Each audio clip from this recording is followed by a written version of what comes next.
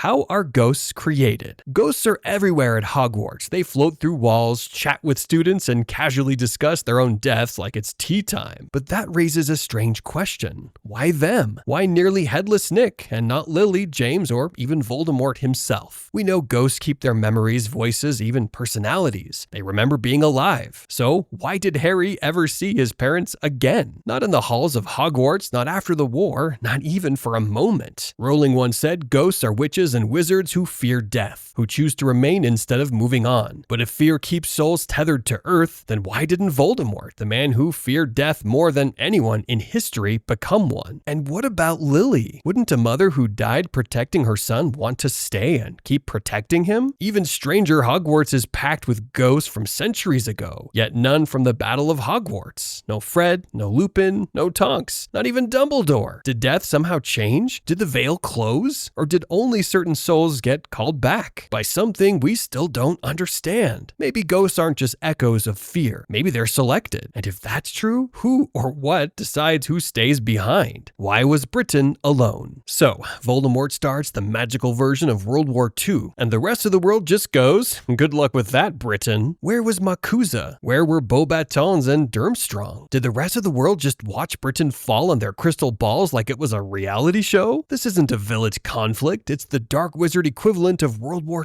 II. The Statute of Secrecy connects every magical government on Earth. Yet, when Voldemort returns, the other ministries act like it's just another British problem. No meetings, no joint task force, not even an owl of concern. And here's the weird part. What happened to Dumbledore's connections? He was practically the most respected wizard alive. He fought Grindelwald, had friends all over Europe, probably even inside Makusa. Did every one of them just stop answering his letters the moment Voldemort showed up? It makes you wonder, are magical nations so arrogant they don't cooperate? Or is the global wizarding world just that broken? Because when Grindelwald started a war, wizards across Europe got involved. So, what changed? Maybe the answer is simple. Magical governments are just as corrupt and divided as the Muggle ones they love to look down on. Or worse, maybe they knew about Voldemort all along and chose to do nothing. How are Horcruxes made? One of the biggest mysteries in the entire wizarding world is how a Horcrux is actually made. It's the kind of magic so twisted that even J.K. Rowling herself refused to describe it, saying it was too horrible to put into words. And that's saying a lot for a universe where people casually drink unicorn blood and curse each other for fun. Here's what we do know. The process begins with taking a life, not by accident, but intentionally. That act tears the soul apart. But that's only step one. According to Secrets of the Darkest Art, a real book hidden in the Hogwarts restricted section, there's a secret ritual that binds the torn fragment of soul to an object. What that ritual includes, nobody knows. No spell has ever been confirmed. Some believe it involves consuming or destroying something symbolically tied to the victim. Others think it requires extreme emotional suffering, an act so dark it changes the caster forever. And then there's Herpo the Foul, the ancient wizard who created both basilisks and Horcruxes, who supposedly wrote that the act required feeding the soul with death. Some even joke that it must have involved sacrificing your nose, which, to be fair, Voldemort seemed fully committed to. So, how are Horcruxes made? Nobody truly knows, but one thing's clear. To create one, you don't just end a life. You have to erase your own humanity to do it.